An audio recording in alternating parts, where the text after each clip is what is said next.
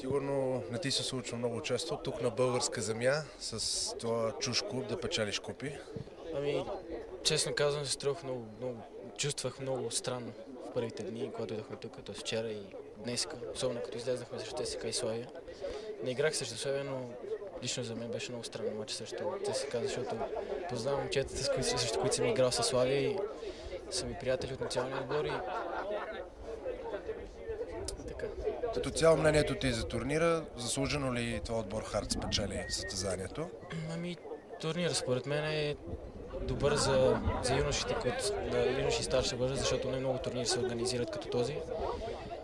Виждате, и терен е прекрасен и става за добър футбол, но смятам, че както Хартс, така ЦСКА и така и Славия можеха да спечелят този турнир и всеки един от тези три отбора заслужаваше да спечели този турнир. Въпросът е всичко в класирането и в това кой е по-добър.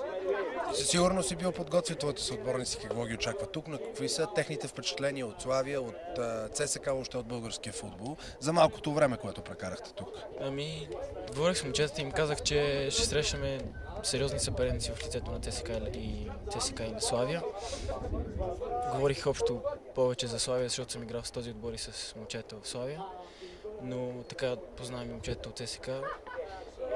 Впечатленията са им добри, особено от ЦСКА, защото загубихме срещата и единственото, което беше разочарование за тях, това бяха съдиите, защото в Шотландия играем по-твърд футбол и много от нарушенията, които се обсъждат тук, не се обсъждат там и това е по-странно за тях.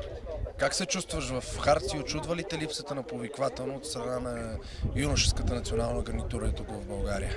Ами, на какво го отдаваш?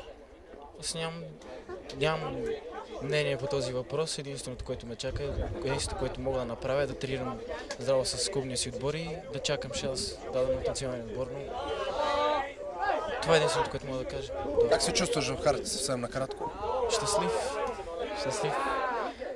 Нямам никакъв проблем с никой от момчетата. Сами виждате, че са доста добре настроени и доста добре бяха настроени, като идваха в моята страна. Имаше позиции от тяхна страна, но местото, на което сме отседнали в момента, много им харесва и са приятно впечатлени от обстановката и от всичко в България.